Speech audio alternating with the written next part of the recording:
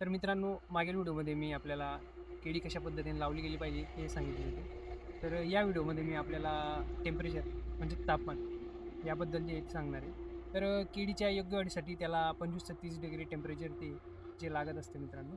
आणि सध्या जर आज आपण बघितले तर आज आपल्याला 35 डिग्रीच्या वरती ती टेम्परेचर जे आहे ते आपल्याला आज बघायला भेटते मित्रांनो.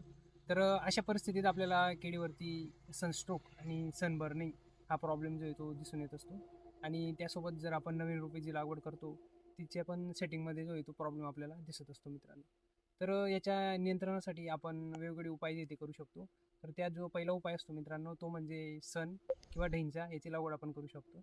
मित्रांनो, सण आणि ढैंचा जो आहे हा केळी लागवड करण्याच्या 8 ते 10 दिवस अगोदर जो आहे तो आपल्याला लावायचा आहे. आणि तो लागवड करत असताना आपल्याला एल आकारामध्ये म्हणजे पश्चिम आणि दक्षिण अशा दोघी बाजूंनी जो एल आकारामध्ये आपल्याला झाडाच्या अवतीभोवती जो आहे तो लागवड करायचा आहे मित्रांनो. तर सण किंवा ढैंचा लावल्यामुळे आपल्या बागेत जी येणारी गरम हवा आहे ती गरम हवा पण भरपूरशा प्रमाणात जी ती नियंत्रणात येत असते मित्रांनो. तसेच जे 2 आणि 4 या दरम्यान जी तीव्र तापमान असते त्या दरम्यान पण आपल्या रोपावरती पूर्णपणे सावली असते. आणि तसेच आपण दुसरा पर्याय म्हणजेच क्रॉप कव्हर जे क्रॉप कव्हर पण ॲडॅप्ट करू शकतो मित्रांनो. ज्यावेळेस काही शेतकऱ्यांचं एखाद्या वेळेस पाहिजे तेवढा पुरेसा वेळ त्यांना नसतो आणि रोप पण त्यांच्या बागेत जे ते येऊन गेलेले असतात. तशा परिस्थितीत आपण क्रॉप कव्हर पण ॲडॅप्ट करतो. तर क्रॉप कव्हर कशा पद्धतीने लावले पाहिजे ते पण मी तुम्हाला सांगून देतो. क्रॉप कव्हर कशा पद्धतीने लावायचे ते सांगतो मित्रांनो. तर क्रॉप कव्हर लावत असताना पहिली 2 काड्या जे ते तुम्हाला लावून घ्यायचे आहे आणि त्यानंतर 2 काडींमध्ये क्रॉप कव्हर जे ते अटकवायचे. त्यानंतर रोप पण त्या काडींमध्ये घ्यायचे आणि त्यानंतर जी तिसरी काडी आपली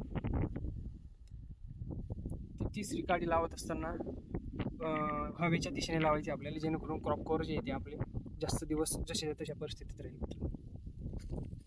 तर अशा पद्धतीने एकदम सहजरित्या आपण क्रॉप कव्हर लावू शकतो.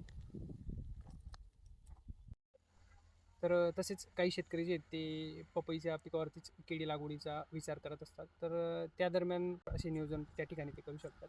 त्या उभ्या पपईतच त्यांनी विदाऊट रोटर जे त्या ठिकाणी केळीचं प्लांटेशन केलं तर त्यामध्ये पण तापमानाचा भरपूर नियंत्रण जे ते होत असतं मित्रांनो. आणि तसाच जो अतिरिक्त कल्टिवेशन म्हणजेच बेड प्रिपरेशन टिलेज वगैरे जो खर्च आहे तो खर्चही त्या ठिकाणी त्यांचा बराच वाचतो.